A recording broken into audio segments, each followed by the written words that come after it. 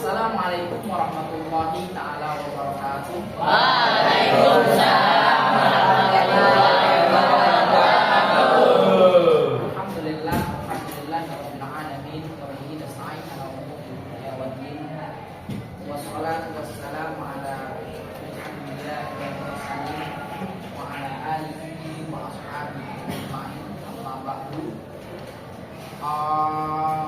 Seluruh siswa yang saya hormati, tentu sebelumnya segala puji bagi Allah Subhanahu wa taala yang senantiasa memberikan rahmat-Nya kepada kita sehingga kita bisa melaksanakan kewajiban kita belajar.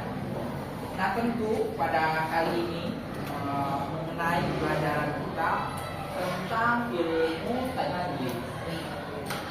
Sebelumnya yang mungkin kalian dulu ya sebelum masuk kelas ini atau di rumah pasti sering kan ya melihat bapak-bapak atau ibu-ibu atau adik-adik yang di rumah yang di masjid yang biasa membaca Al-Qur'an. Nah, mungkin kalian penasaran nih, kok ada yang baca Al-Qur'an di masjid bacaannya enak gitu ya. Nah, itu pasti diatur dengan ilmu tajwid. Langsung aja kita ada waktu. Nah, ilmu tajwid itu apa sih? Nah, ya. Jadi kalau Al-Halim nanyain ilmu tajwid ini apa? Nah, kalau didengarkan.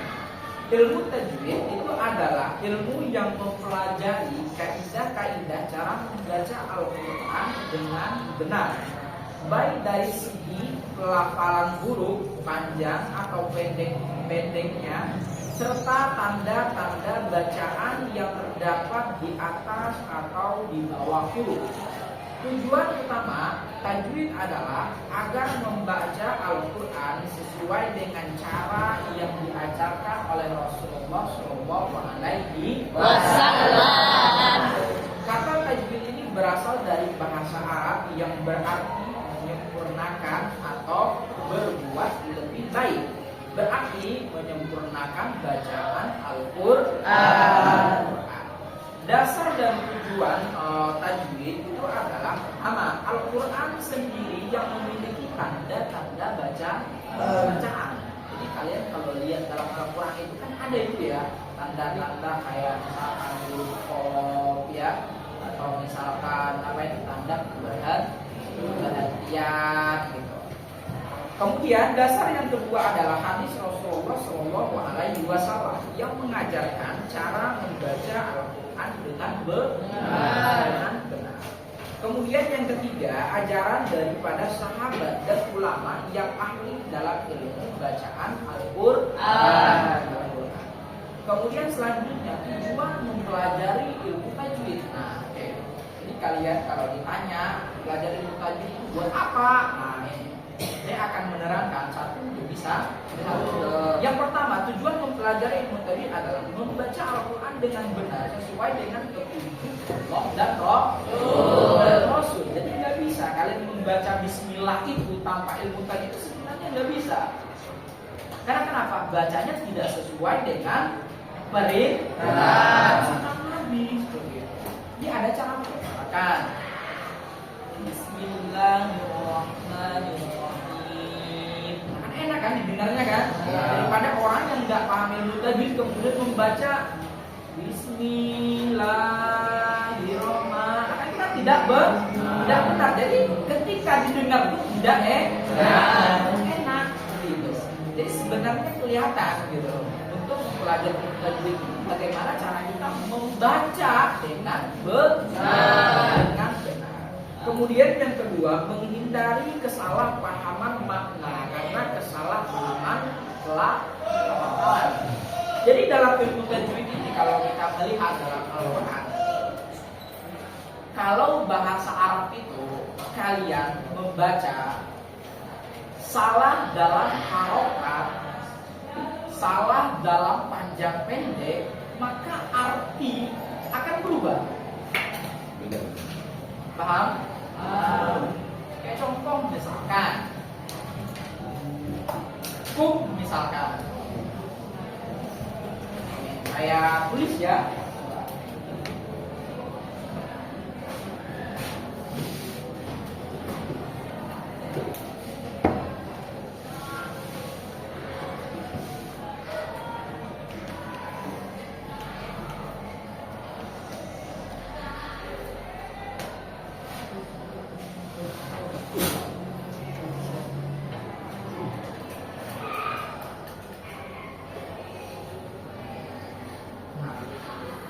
Jadi di dalam pelafalan ini tentu ada caranya. Kalau misalkan tujuan utamanya adalah yang ini, misalkan pasti dibaca dulu. Nah, kalau ini bagaimana caranya? Ada di lidahnya yang agak digigit gitu. Nah, kemudian bedaannya dengan zai. Nah, ada bacaannya dalam, ada baca zai dan itu salah yang tadi misalkan ini ya artinya.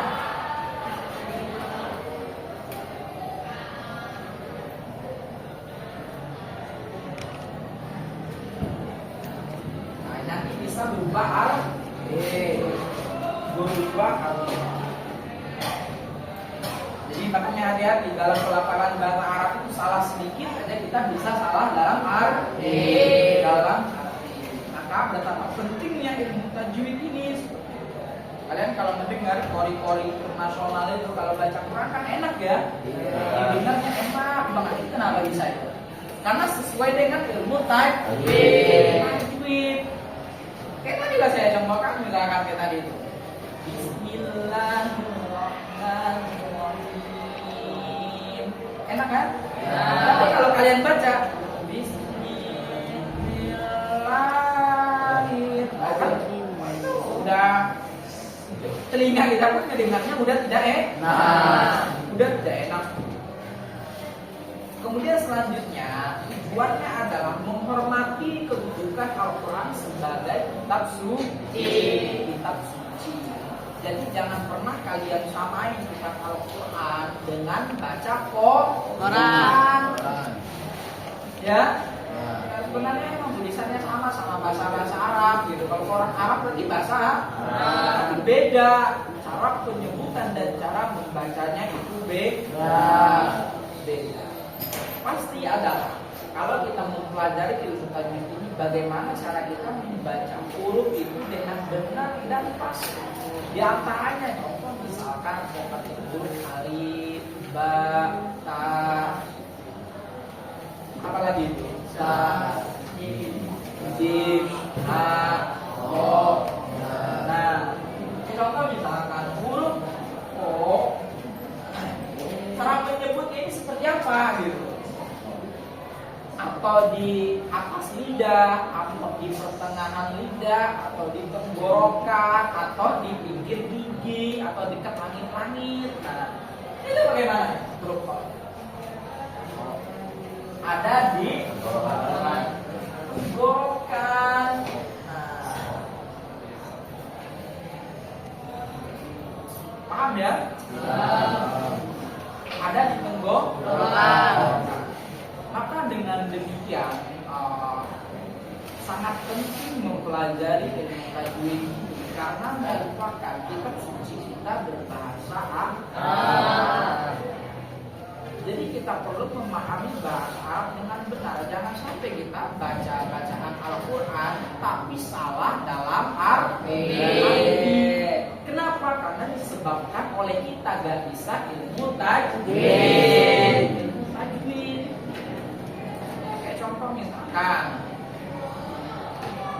Qul a'udzu birabbil falaq. Itu kan ada pola-pola di situ. Qul a'udzu birabbil falaq. Min syarri ma khalaq wa min syarri ghasiqin idza waqab wa min syarri naffatsati fil 'uqad wa min syarri